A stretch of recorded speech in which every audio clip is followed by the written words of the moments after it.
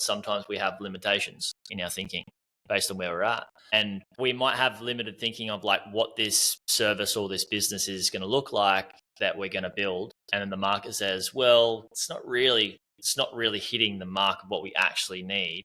And then what you acquire is probably closer to product market fit because it actually exists and people are paying for that. And I don't think people really have thought about that distinction. Now, I want to ask you around, cost benefit of analysis of like, all right, we've got this product that we want to provide or this service that we want to provide, or we want to help people in this certain way. How much would it cost to build versus does it already exist? What does that look like for you guys?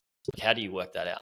Sure. So I want to add a disclaimer here, and it's very important because it really depends on, just as you said, it depends on the acquirer, whether you do strategic and financial acquisition. Sure. And I also have a story for that, by the way. The Shopify SaaS that I saw was a completely strategic acquisition. It made total sense. So it's a great story, but I'm going to get to that later. But when it comes to buy versus build, the reason it's so dependent on who the buyer is they fall in kind of 4 different categories, in my opinion. First one is someone who's completely out of business, so it's a fully financial acquisition, unless they want to acquire the entire team, which also matters. But they don't have, their opportunity is going to be, we have to figure out what to do in the first place. Do we hire people? Do we work with agencies? Do we have consultants? Do we have freelance? It's a pretty messy thing, so they have no idea whatsoever, and they just compare something that they see on a listing versus something that's kind of hypothetical. Option number 2 is a business that has an engineering department, a marketing department,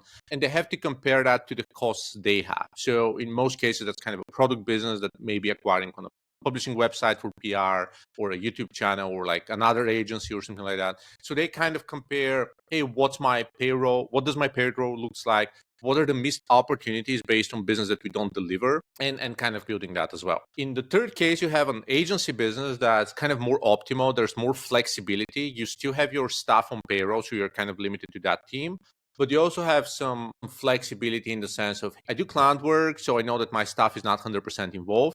And with an internal product, I know I can maximize my free gaps. So I'm not going to directly lose money because it's not billable work anyways. And it's going to be spread across efficiently so that the team can make it work. So you're kind of calculating your cost of labor, and agencies have to keep their cost of labor sustainable just because that's kind of part of the business model. And the fourth last most important case I would say is people like me who are serial entrepreneurs and those veteran technologists and business advisors